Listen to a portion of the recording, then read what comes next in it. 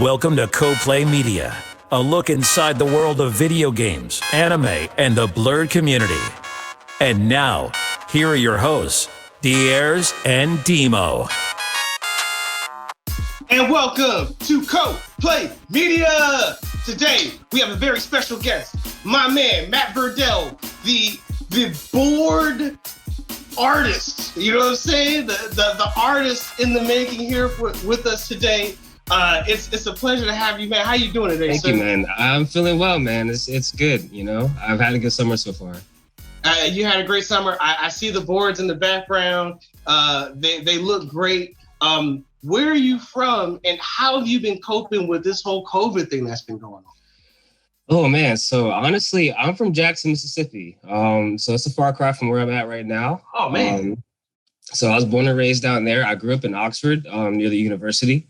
So my mom had me, she was an undergrad, so I was a college brat. So I grew up just taking in all kinds of different sites and different types of people being there. College. So, you know, it was great. Like, considering it was Mississippi, it was like a little more diverse than people would expect. So, you know, obviously, the way I've talked like this ever since I was down there. So that's always been the thing, you know. I actually got talk like what? You sound just like, fine to me. Let me elaborate.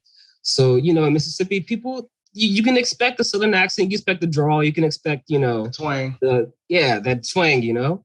So I didn't really have an accent. And yeah, you know, when I move up here, it's not a big thing. Like, I tell people I'm from Mississippi and they'd be like, what? Nah. You from spell here? That first. Yeah. You know, every time I say it goes without saying, like, they'll spell it, you know. But anyways, being down there, I got into skateboarding kind of, it was kind of like subliminal. Like, I saw Bart Simpson on a skateboard when I was like really, really little. You know, I watched Rocket Power, you know, of course, on Nickelodeon. That was a big, big influence. And finally, it was probably the Tony Hawk Pro Skater game. So one of my cousins, one of my cousins had the, back when Pizza Hut used to do the demo disc, I'm dating myself here, but they used to do demo discs on PlayStation 1. You get the pizza. Yeah, you know what I'm talking about. Yeah, you get the pizza and then they send you exactly. It would come with a demo disc. This joint had Final Fantasy VIII. It had Crash Team Racing, Ape Escape, and Tony Hawk Pro Skater. Bro, I lost so much sleep playing that game. And what tripped me out the most about Tony Hawk Pro Skater was that, you know, I'm down south. Like, the mentality around skateboarding is very much a white sport, white activity. Yeah. But what kind of cracked my head open about it was that I saw this skater named Kareem Campbell, only brother in the game. But the fact that it was a black man in there and you could play as him in the demo, that meant a lot to me because, you know, it's like the only other person you could choose. It was Tony Hawk and Kareem Campbell. So I was like, yo, this is something that is real for us. Like, I was probably like around maybe 11 at the time. And it's rare to see yourself out there, you know what I'm saying? See that reflection of yourself out there skating. Like, that's dope. Exactly. That's yeah. So I got my first skateboard. I actually earned money through a stipend from my middle school. Had like this program. They like handpicked, you know, so a couple of kids. I was one of them. I got lucky, and they gave you a stipend to act in A Midsummer Night's Dream. So we did that over the summer for like 4 weeks. I got $200 and I was with my brother. Yeah, it was dope. Like, you know, I was around 13, 12 maybe. And I got my first board with my brother in Memphis. And, you know, that was kind of history. Like, I once I stepped on the board, it was kind of like another part of my brain unlocked, you know, like I was like, dope. Yo, this is, you can see stairs, you see spots and places that people would just be walking down the street. And I'm like, yo, like, I see so many different tricks going down this right now, you know, just walking by, just riding by or whatever. Like, I immediately like wanted to learn more about the culture. But being in the South, like, you don't hear or see a lot of skateboarders out there. There aren't many parks. It's not really a scene out there. So yeah, there's not a lot of places that you can really skate comfortably, like a lot of countryside out there and stuff like that, right? Yeah, let alone be black. So you kind of stick out like a sore thumb. Yeah, it makes it a bit hard. Yeah. You know? So it was an adjustment phase. I didn't, you know, like, I only skated maybe for a couple of months down south before I moved to Maryland. Mm-hmm. Once my mom like got through a grad, she got her master's, she started teaching up in Baltimore. So I lived in Baltimore County, And that was where I met a lot of people. And those guys taught me about skateboarding. I saw my first skate videos and, they were kind of teaching me. They were helping me get real boards. Because, my first board, I bought it from Sports Authority. It was like the typical toy board, like $15. But hey, I rode that thing until my mom made me throw it away. Yeah. Like it was like just splinters, So they hooked me up and they kind of taught me about how the skate community works. How does it work? Like, man, so I have to shout out to the Baltimore skate community first of all. Like, it's definitely love and family vibe out there. Like, they look out for one another. Somebody who's trying to learn, like, you never look down on somebody that's trying to learn because everybody's been there. Everybody knows what it's like. So, like, when somebody gets close or when they land it, it's hype. You immediately want to celebrate. Or if you see homies like got his bearings busted out, like you got extra spare bearing. Hey, we got some extra tools. We got another board or whatever. That's dope. Yeah, man, it was really fun. Like a lot of my early skate memories, like after school, hanging out at the park, there was a Wendy's right next to us. So, everybody pitch in like, 25 cents back when you would get like the 5-piece nuggets for $1. Yep. Yeah, yeah. You know what I'm saying? Like you would get that, and I think it was like the junior cheeseburger or the junior bacon cheeseburger. Yeah, it was like $1.05, bro. Like you get seriously, man. You guys can team up, pitch in, go to 7-Eleven, get the big gulp. Everyone like it was cool. It was a vibe, So that taught me to open up, to be able to trust, to be able to be out there and have a sense of camaraderie, which is really important. Yeah. A big thing was that, everyone was from different backgrounds. It didn't matter like your socioeconomic status. It didn't matter your nationality, race. Once you got in that board, you're all the same. You all can get wrecked. You all can be the best. You can do like, it's cool because everybody has their own unique twist to skateboard. In style, yeah. It's very much like art. It's very subjective. You have your subgenres of skateboarding. You have your subcultures in it. You have guys that only do certain types of tricks, and they're known for those types of tricks. Like your kickflip will never be the same as like another guy's kickflip. Like they're distinctly different. You may like certain things that are superior in your mind, but. Yeah. That's the beauty of it. So that's beautiful. And you know what? Skateboarding is a sport, but it's also one of those Zen type, ever going, it's based off of, skill. So it's open to interpretation. It's in the eye of the beholder, it's very much that. Yes. Because some people, it's like a way of life. You could look at it as like the code of the Bushido. Like you live by your board, your lifestyle kind of revolves around it. I mean, I know mine does. Like that's what got me through a lot of my challenges in life, just having the kind of core skills that I learned from skateboarding, like being able to adapt to your surroundings when you're at a street spot. The ground sucks. There's people that might be like kind of sketchy nearby. You're not in the best neighborhoods, but usually that's where you find the best spots. Yep. Like that kind of thing. You get the cops that might come, the security. It's all about your approach with them. Cause like sometimes you can just be like, hey, yo, let me just get one more try and we'll bounce. And they'll be like, cool. Other times like get the F out or, cops, like you're hit or miss with them. Yeah, I'm about to say most of the time it's a miss. Most of the time they're gonna tell you step. But you might get that one that's like, all right, you know what? I'm not going to bash you guys, but y'all just can't skate here. Just come back, in a couple of hours. And you're like that. Learning how to deal with people in different situations. I think I learned that too. And just like controlling my own temperament, not getting too in my head. Like when I'm trying to trick over and over again, it's like, what is it about my approach that's not just fatiguing me mentally, but physically as well? Like I'm being physically exhausted trying this, and then it's aiding to my frustration. So, skaters, we all have to learn how to cope until we overcome that challenge. I think coping is a good word to use, but I also think that it teaches perseverance. I think because it's a sport that 100%. It doesn't just end. You aren't just running from A to B. You know what I'm saying? Like it's an ongoing thing where you learn to cope with life. You learn to cope with crashing and falling. Yeah. You learn to cope, and I think it's one of those things that as you get older, it translates into life with help you coping with failure. You know, I've noticed that a lot of times, 100%. The most successful people are people who are super comfortable with failing. Like, get up, it's nothing. They get right back to it. Right. They don't think about it. It's the consistency of the activity, man. Yeah. And I noticed that from a lot of guys, man, I witnessed men and women, they skate in their 50s, in their 60s.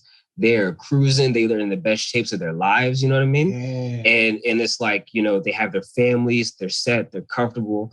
And it's like a balance. It's a harmony that you find with like being at peace with what you love doing and integrating it into every facet of your life.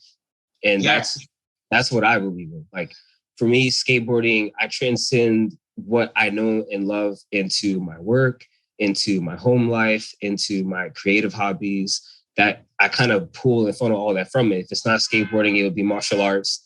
But for me, they're like one and the same. I think a lot of discipline from martial arts can be translated into skateboarding. I agree. You're trying something repetitively over and over again. It's a technique. You have to refine it over and over again. You have masters that do it, but then they're still conquering other platforms as well. So it's a continuously evolving activity, you know, and it requires concentration. It requires that perseverance. It requires the physical commitment as well. Focus. And that focus, yeah. So it's beautiful. And one thing that really stood out to me when I was going through the conventions and looking at different people is that it was clearly a combination of athleticism and artistry with your board. You know, it's like, so it's obviously somebody who is passionate about it, and obviously somebody who was able to incorporate their own artwork and also show that background event of interest. You know what I'm saying? I see the Dawson type dude, you know what I'm saying, shooting the fire. I see the black Bart Simpson, and then you talking about it's like, yeah, Bart Simpson's like, you incorporate the things that impact you in your life, and you're able to share that with people. And I think that's special stuff. You know, I think that's that stuff of passion. And I think, you know, you got to have passion to be an entrepreneur in whatever you want to do, you know? Absolutely. So I just wanted to say that. And also, I'm also curious about your experience as a vendor, and your experience as a vendor at BlerdCon and at other conventions. And so like break me down, show me that story. Like, what's it like? What's the money looking like? Man. Was it hard? Were you selling? Was it, you know, was chicks hollering like, what's up? Like, what was it like? Like, is it dope? Was it boring? No, you know, actually, like, it was really interesting because my first convention experience, I never even would have thought that I would be a vendor. My first convention experience was at Baltimore Comic-Con in 2011. And, you know, I was just like, wow, this is so cool. I saw so many different like local artists, and I was like, yo, I can get such a bargain on books, man. Yeah. So, you know, I kind of worked up the nerve after AwesomeCon. I guess the last one was 2021. Yeah, the last year. And I saw so many more Black artists and Black vendors and independent people. And, you know, they were asking me about what I did, and I showed them my stuff, and they're like, yeah, you know what, you got good stuff. And I'm like, I you know, maybe. Like, I always had a passion for it. I always did it in the background. It was always something I wanted to do, just, you know, right out of the gates of high school, like go into this life. But I didn't really have a clear idea, understanding, or any leverage on how to do so. Moreover, like, my background in school was definitely not in art. Like, I dropped out of college and I took a break to travel and skate. And then I came back and I got IT certificates. And then I turned around and I got a job at CNN as a camera operator. So I'm doing camera stuff. I'm not even doing anything related to any of that stuff. So it was a wild ride. It was a wild ride to get to this point. But like, I feel like now that I had a career that I like, that still revolves around what I'm interested in, I was able to kind of funnel that energy into art. And I made the decision. I was like, you know what? I'm going to try to do it at the next convention. I made that a goal.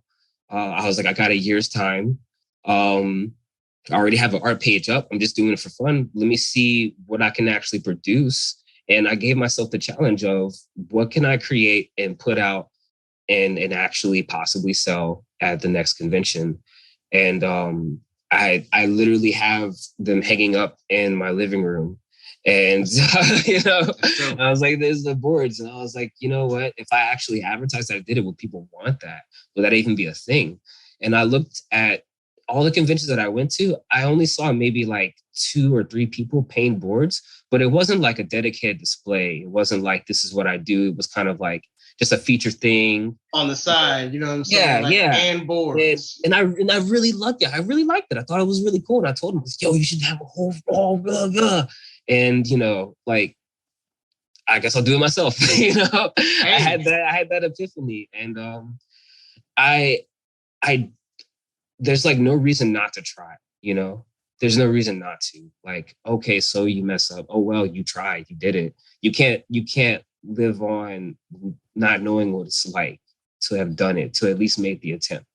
And that's something else that skateboarding taught me, like you go to a spot, maybe you're at, like, for me, I took a trip to Peru a long time ago with some friends of mine and just to skate. Yeah, because my friend was from there and he was actually the one that him and I started spray painting stencils and doing decks that way. And him and I made videos on YouTube.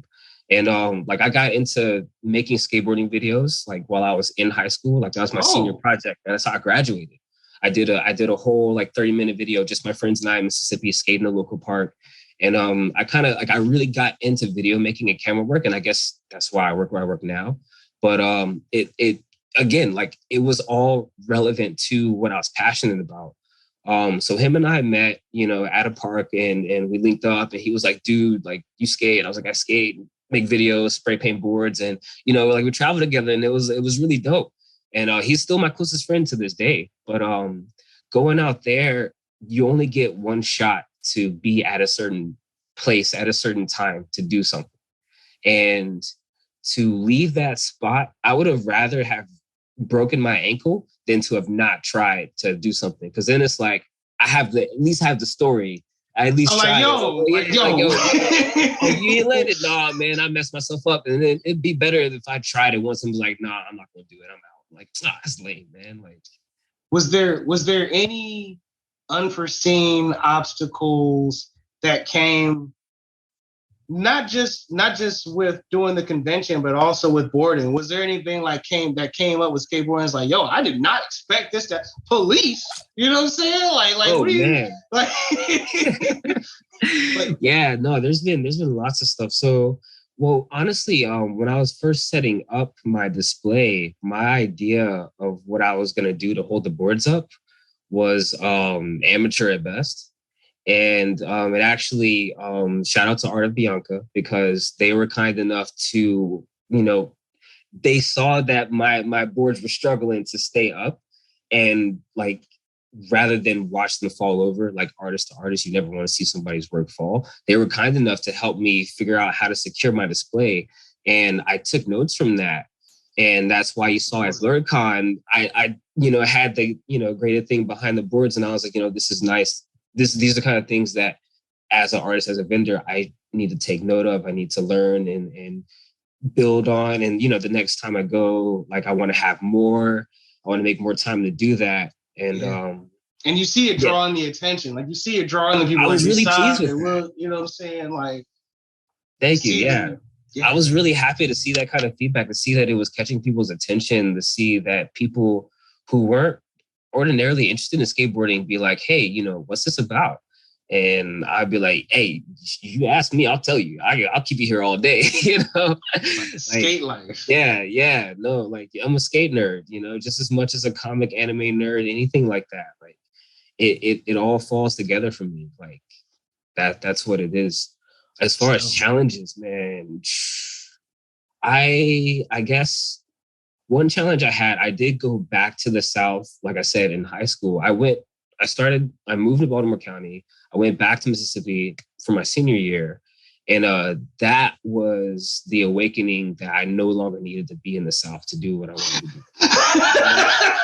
That was, because I was there at 17, man. I was there at 17, and that's that's an interesting age to be down there at, because you're learning a lot about yourself, but you're still trying to manage how, you want to be. I think it's learning like what's myself versus what's my community and what's society doing. Yeah. It's a comparison. Yeah. I think you left, came back, you saw something better or different, came back and realized like, yeah, it's not. There's nothing. Well, what drew me back though? So when I started in Mississippi, I was like around 13. I was in 7th grade. Mm-hmm. So a childhood group of friends of mine, in between the time that I moved and came back, they had petitioned to have a skate park built in that town. And somehow it had gotten the attention of the attention of the Tony Hawk Skate Park Foundation. Dope. And he funded, a large portion of it. Yeah, and got Grindline skate parks. They did the construction of it.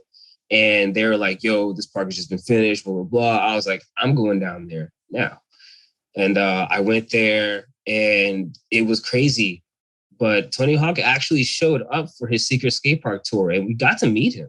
Like, he showed up with Ryan Sheckler, Andrew Reynolds, like all these other, even some up and coming guys like Sean Stoltz, David Loy, some guys that were really young, they're amps, but they're pro now. They all came on this tour, and it was mind blowing. And that kind of like further cemented in my heart that I'm like, I'm going the right direction.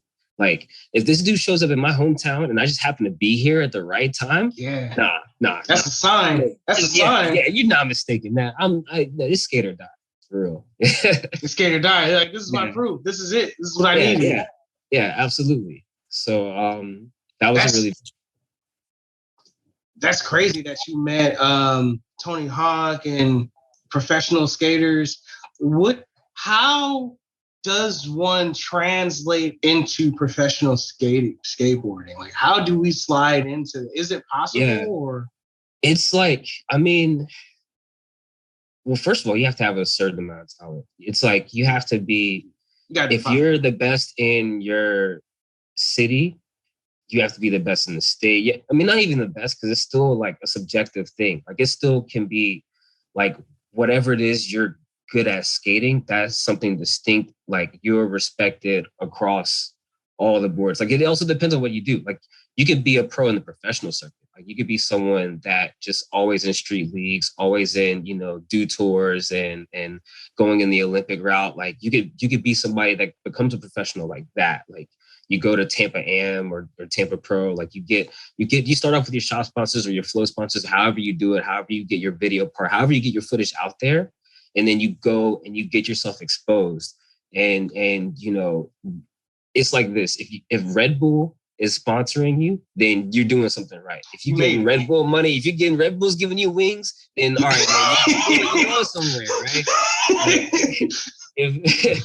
right? That's seriously, that it's become like that. But then there's also this core scene element to it. Like, if you've been local your whole life, if you've been holding it down in your city and you haven't left, you've been repping your local shop, your local spots, you've been everybody that grows up, everybody that comes from out of town, everybody knows you're that dude, then that's also a pro thing as well. You know what I mean? So it's like a respect plus a skill level. And it's like they kind of have to match, you know what I mean?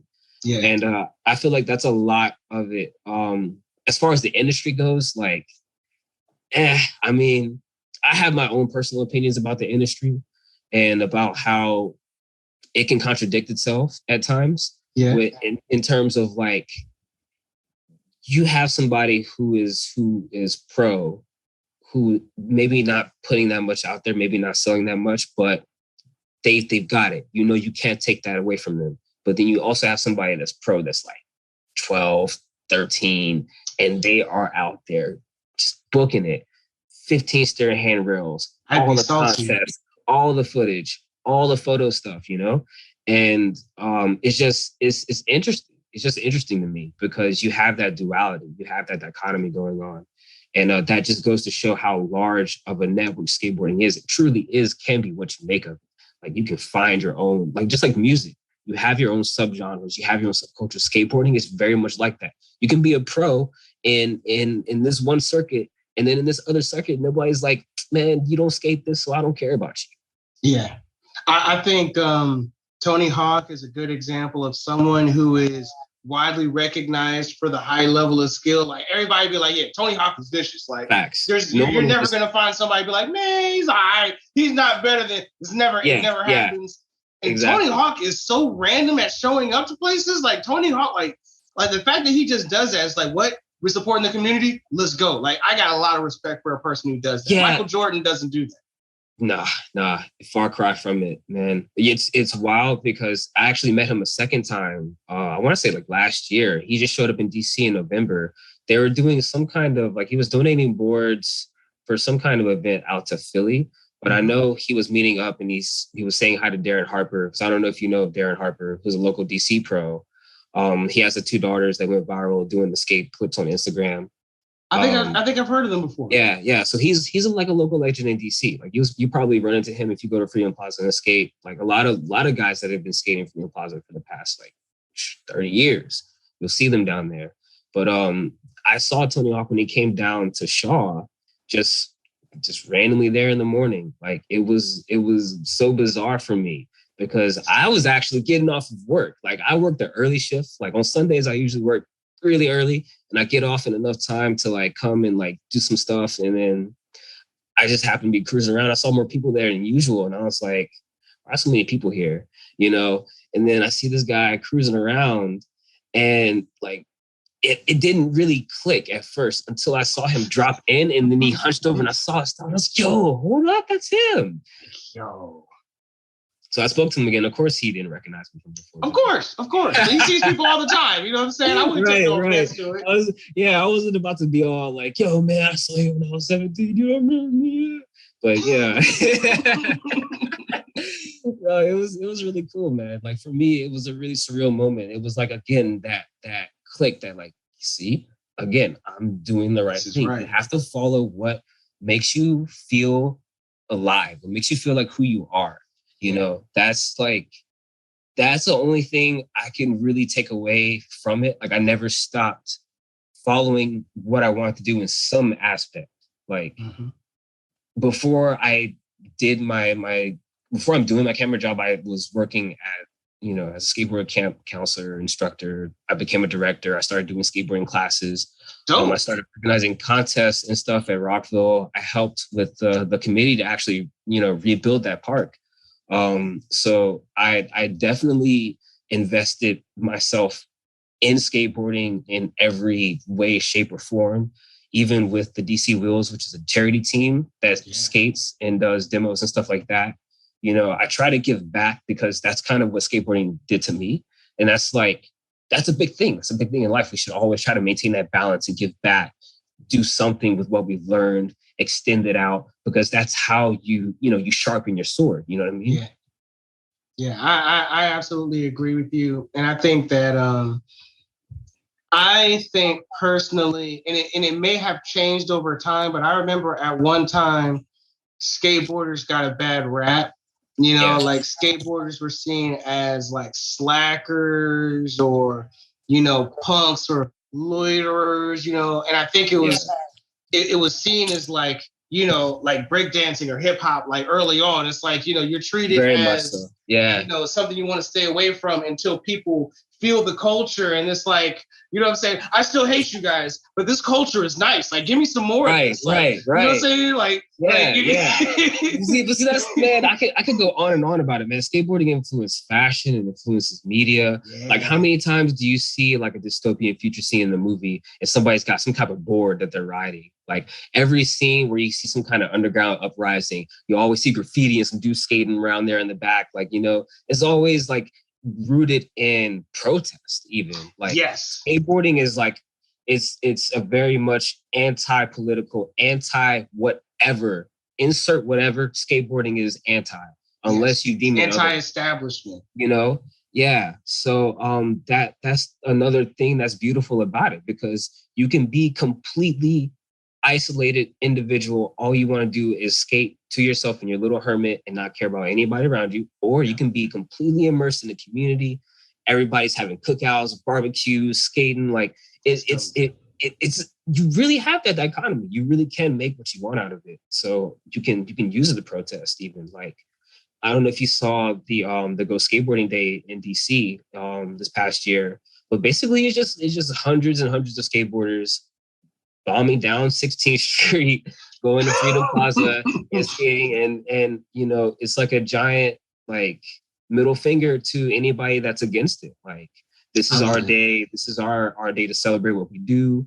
You know, and I remember in the years past, like 2009, I remember specifically, there was like, man, they were out there, like feds, they chased us out. They were trying to like mop us down and find all kinds of hating, dog. They be finding stuff to hate on, dog. And like year after year, like we kept doing it. And now it's like, it's almost like it's a permitted activity. Like people will stop and they'll record on their phones while we're, you know, riding down and stuff like that. So that, to me, that's cool. That shows that people have embraced it.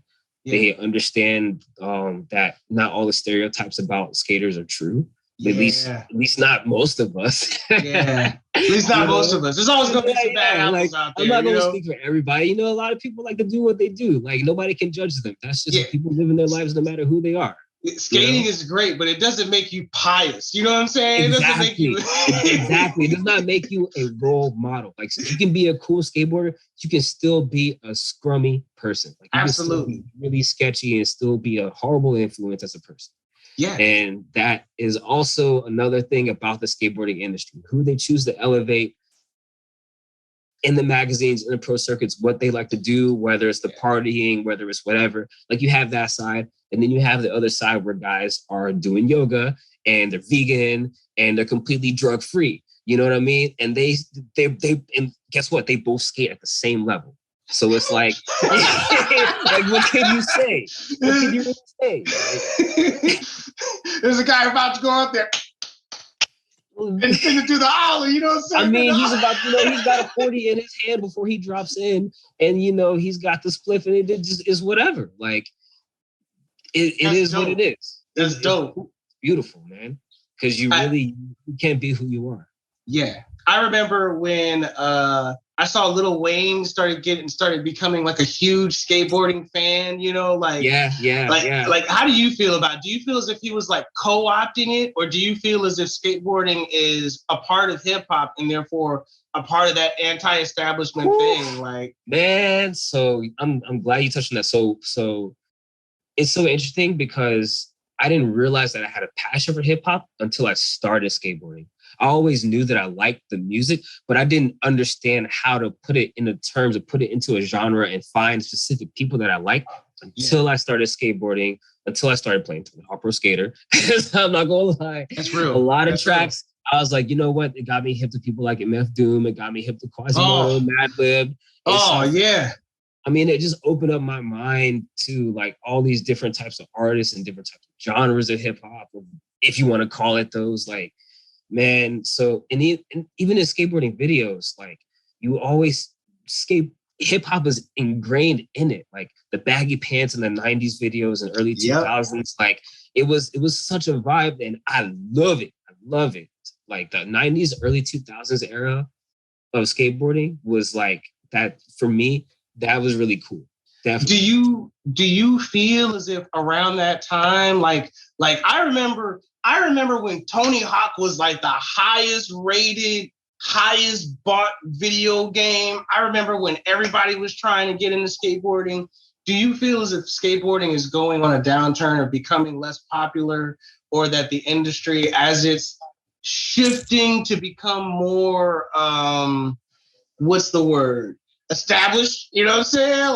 Like, you know what I'm saying? It's like it's a double-edged sword, you know, because a lot of critical opinion thinks that it's lame to have all this corporate hands in skateboarding, to have, because it kills a lot of the hometown vibe. It kills a lot of the skater made companies, the shoe companies like you know, you have Lakai, you have all these other shoe companies that like has such a larger footprint, even iPath and other shoes that I liked, like Osiris and Gravis, like all these other shoe brands that kind of died out because you're oversaturated with Nike SB and New Balance.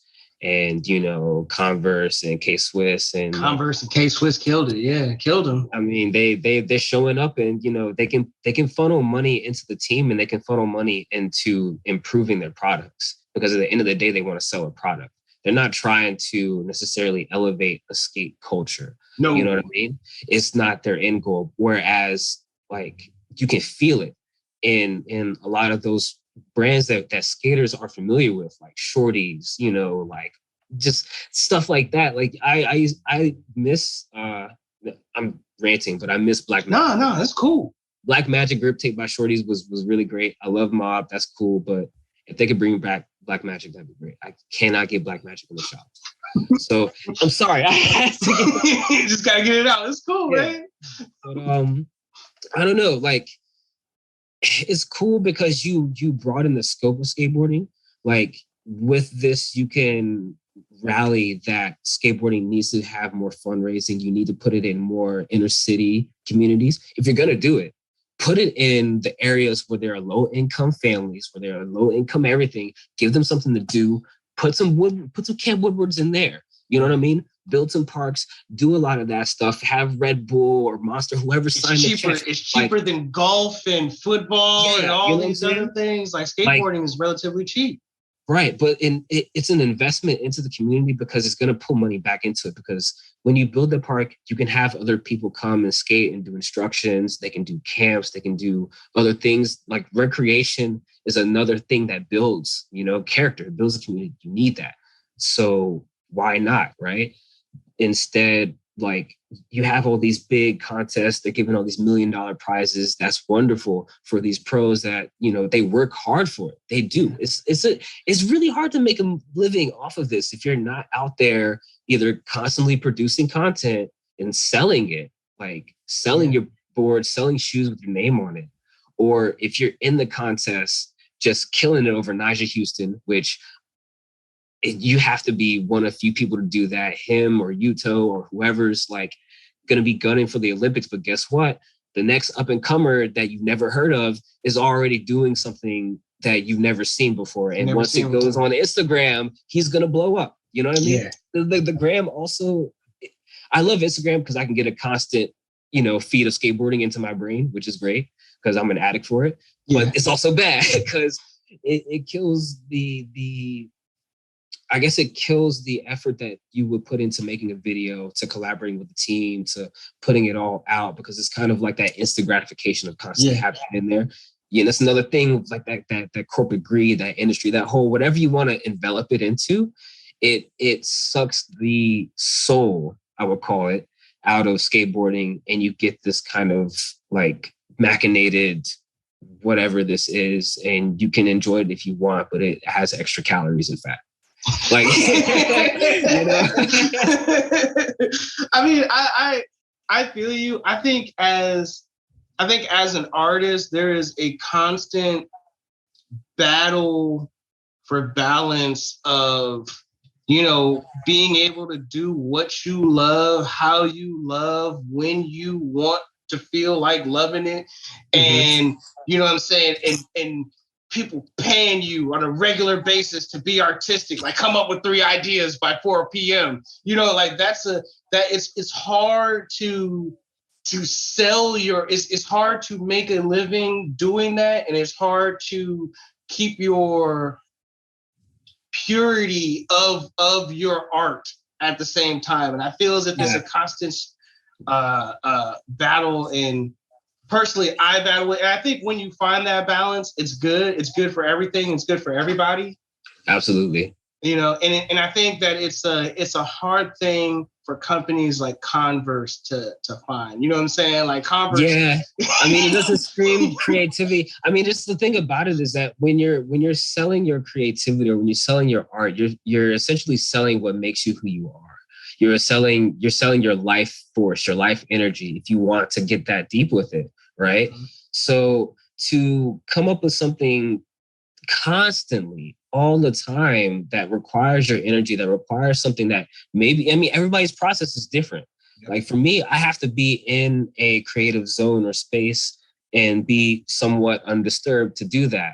It's challenging, But trying to balance my personal schedule and my work schedule along with doing that is a challenge as an artist. Some people may not have those same challenges. Some people may be able to do it and produce it, but it's like it may come at a different cost to them. And I guess when you're doing it for companies that don't necessarily empathize or feel like, you know, this is a human being that maybe we should, you know, collaborate, you know, compromise more with and understand where we can approach this creatively and work like more cohesively as a team. All they see is an 18% increase in productivity. You know what I'm saying? It's 18% guaranteed. Like exactly. And that mentality translates to everything. It is industry mentality, whether it is cartoons and media, whether it's comics, whether it is, I mean, everything. So it sucks. But that's something that I hope over time we kind of change. I hope to see, you know, more creatives in control, or at least taking control, if nothing else. That's kind of what I felt like I needed to do. I didn't realize I was doing it, but, you know, it wasn't until someone else mentioned it. They're like, oh, you know what? You're actually branching out and doing something all on your own. I'm like, really? Yeah. I'm like, yeah, you're the first person to merge comics and skateboarding and all this stuff in convention style. And I'm like, I don't know, man. I don't know. Like, we'll see. Maybe. I mean, kudos for being humble, right? Like, kudos for being humble. And that actually brings me to another question. And I think this is one of more like lack of experience. I don't work with wood, you know, like everything I do is with electronics. And I guess I would like to ask, what makes a good board? Or I don't understand the styles of boards, not the style, like the shapes, and you know, I know there's different shapes and what their differences. What makes a good board? Well, I would guess that it depends on like how you want to skate, when you want to skate. I guess if you're someone who wants to just cruise, maybe do like stuff in bowls, like transition, like a lot of like flowy open types of parks where there's like, you know, ramps. You might do well with a board that has like a cruiser type shape, and that's the shape that has a nose pointed with the wider tail. They're usually a wider type of board. If you want to do flip tricks and stuff, like a, you know, typical double-sided board, the shape as far as like the concave is like, I'll grab a board example. So like the concave is kind of like where the board curves, how your feet fit on it, right? So you can have a concave that's flat if you're more flat-footed, or if you have a concave that's a little more steep, and it kind of cups to your feet, so that some people like have that more of that board feel. Some people it's awkward. It's really it's all comfort based, I would say, and it's all about like what you like to see and what you like to feel while you're skating. So it's hard to say without like being in a shop right now and like having a whole gallery up and be like, hey, you know what? You probably will like this one. Then you pick it up, you would have to hold it. You have to feel it for yourself and you know, take a good look at that shape. But so like getting a good board is like getting a good bike. Like I went into a bike shop before and they're like, yeah, you gotta look at these pedals. We got 7 different types of pedals. I'm like, bruh, pedals? You know what I'm saying? Yeah. Exactly. It goes down. It gets that nitty and gritty, man. It's that meticulous. When you have wheels, when you have bearings, when you have the trucks, when you have the riser pads for the trucks, so you can space in between the wheels, so you don't get wheel bite whenever you're turning too hard. Like it's stuff like that, man. Like there's little things. Like it's amazing, honestly. It's tight. Could you have told me a lot of great moments and experiences and uplifting moments with skating. Can you tell me like your worst wipeout or like your worst time that you had while you were skating? I was skating and this guy clotheslined me. Like, is there like a time like? Man, no, nothing that bad. Well, I've had 2 pretty bad slams. I was in Mississippi and I actually got a scar from it still here on my forehead. I don't know if you can see, but it's here. And I was skating. There was like this flat board on top of a ramp, and I did a board slide on it. Went across. I was like, "Cool, I got this." And I tried to go faster, and I stuck somehow, and I just flew forward, straight forward, not wearing a helmet, slammed head first into the ground. And I mean, I blacked out because the only thing I remember was just flying forward and be like, "Oh crap!" And then, the next thing I know, I'm sitting at a table. Somebody's random t-shirts wrapped around my head. And I look and I see the pool of blood where I landed. And I was like, "Oh, what the heck, man? I didn't land that trip." Like, So the ambulance is on the way. And I was like, "Yo, like, what happened? Like, how long was I out for? What the hell, And they're like, "Bro, like, you hit your head and then you got up. And then you like walk to your board like you're about to go and try it again. And then Then like you picked it up and then you sat back down. And when you did that, that was when we ran over to you. And I was like, bro, that's wild. So I ended up getting 12 stitches here. Ooh. And I had a concussion. And like 2.5 months later, I met Tony Hawk. That was when he did the Secret Skate Park tour in Mississippi. Dope. So I was like, you know what?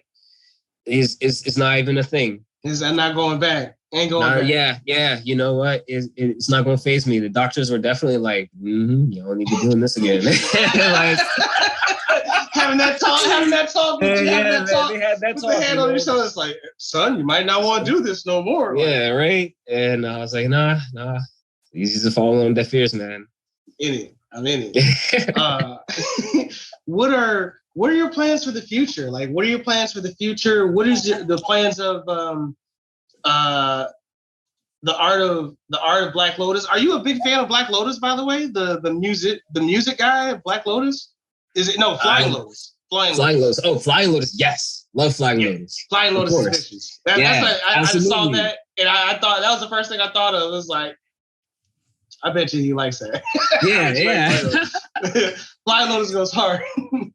But yeah. What are your plans? What are your plans for the future? So actually, I have I've been like meddling around with animation for the past year or two. Yeah. I want to integrate it more with my projects and do more things like not just advertising, but actual like dedicated projects with an actual script. I've been working on a comic for feels like maybe 6 years or so. I've just been writing and just drafting characters and throwing them away because I'm not happy with it. But Black Lotus, I wanted to become more than just a skateboarding brand. I wanted to also be like an all-encompassing kind of production company, like skateboarding lessons, animation, graphics, stickers, apparel. I've been drafting t-shirts. I've been drafting a couple other things just to kind of like throw it out there, see if people like it, and maybe get a Kickstarter going. And I honestly just want to explore more of what I can tap into creatively. The art of the Black Lotus is the art of merging skateboarding into every aspect of creative culture. That's what my mission is. So like martial arts, skateboarding, anime, comics, all of it's going to be blended into the Black Lotus because that's what the Black Lotus is. He's a combination of all of it. Combination of all the goodness, man. Everything I like is the Black Lotus. Basically, everything that's cool, everything that's dope, anything that is that would be cool on a skateboard. You can guarantee Black Lotus that you will find my logo there. You'll find the Black Lotus. That is tight. That is tight. What else did I want to ask you? Are there any homies? You've mentioned a lot of homies that have helped you out along the way. Yeah. Are there anybody who you want to give a shout out to, or just give a shout out to again, who may be affiliated with you, or video games, or animation, writing, poetry, music, art? Oh, man. Whoever you want to throw out there that you can remember right now, right at this second. Right now, right this very second. Oh, man. So shout out to Oscar Mariman. He's my homie from Peru that basically like I started the journey with. We started a skateboarding brand called Chuh. That was actually the name of it. It was that expression. And I have to give him a big shout out. I know he's going to look forward to the podcast. Shout out to JP Jackson Art, who was a big motivator for me to get into AwesomeCon. I like seeing his art. He had really supporting input for me. Shout out to, Jimmy Pelletier for the DC Wheels. They do a lot of great things in the skateboarding community. Shout out to Crush Skate Shop in DC. Go out, check them out on 14th Street, 14th and U. Yep. So there's so many other people that I would love to call out to my family too. Like honestly, probably my biggest support system is definitely here at home. Trying to do all of this with a family at home. I have a wife, I have 2 kids. Congratulations. Well, thank you. She's been like a heavy motivator for me to just get up and just do it. She was like, you have all this stuff hanging up on the walls. Put it up on display. They'll love it. And the response that I got, like she was right. She, it just goes to show. Listen to them. Listen to your girl, man. Listen to them. They're looking out for you. So that definitely got me through when I didn't really feel confident about my work, about putting it out there. I just needed to get that push, hear that voice. So definitely shout out for that. And I have so many different like anime and movies and stuff that I'm into that I could call upon, but I won't do that right now. Hey, before you do that, instead of calling on them, where can people reach you, see your stuff, get your boards, and I forgot, what was the next convention that you were going to? What's the next one? So the next convention I am planning to go to is a Baltimore Comic-Con. It's in October, I believe, the weekend of the 28th. And I am sold out of boards, except for one. And I'm going to have to paint a whole new set. Looking forward to doing that. Yeah, that's a good problem to have. Yeah, it's a good problem to have. It is. I'm happy about that. So I plan on having a couple more boards, new set of stickers. I'm all done drawing, illustrating for now. I'm finishing up one more commission.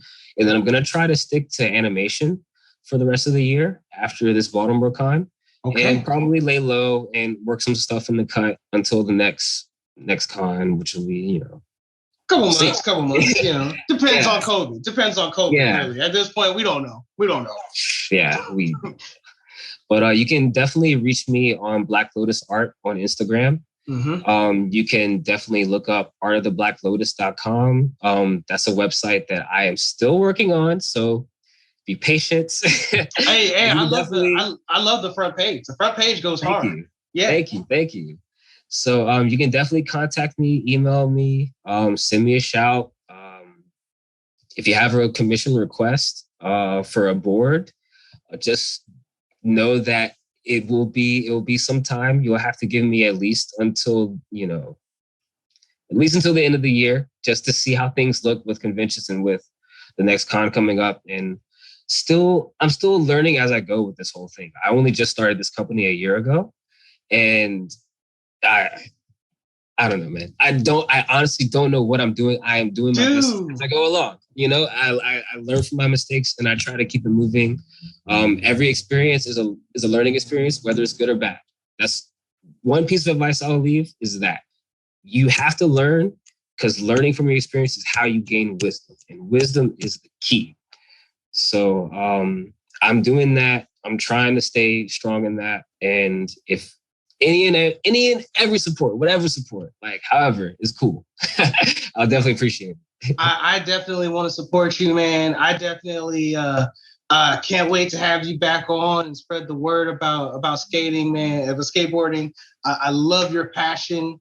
Thank you, man. I like you are, and you are mad knowledgeable too. Like I would love to just get some more details on it, because it's finding out that there's like you think that there's a really long corridor to find out that it leads to a hole outside, so yeah. I'm learning that there is a whole new world that I need to get to be a part of. And It's truly been a pleasure to have you on here. Thank you so much for having me. It was a pleasure. Absolutely, man. Yeah, we got to do this again. And for sure. In the departing quote, you know what I'm saying? To be popular with girls, to be respected, of course. I'm sure that for many, that's happiness. That's what happiness is. But none of them are my happiness. I know my happiness, you know, and that's from a skating anime. I think that's from Tadashi, who quoted that. And man, Matthew, it's been a pleasure having you. Thank you very much, man. And this is Co-Play Media, and we are out of here. Out of here. You've been listening to Co-Play Media with hosts Diers and Demo. For more information on Co-Play Media and the Blerd community, visit coplaymedia.com or the Co-Play Media page at dc.radio.gov.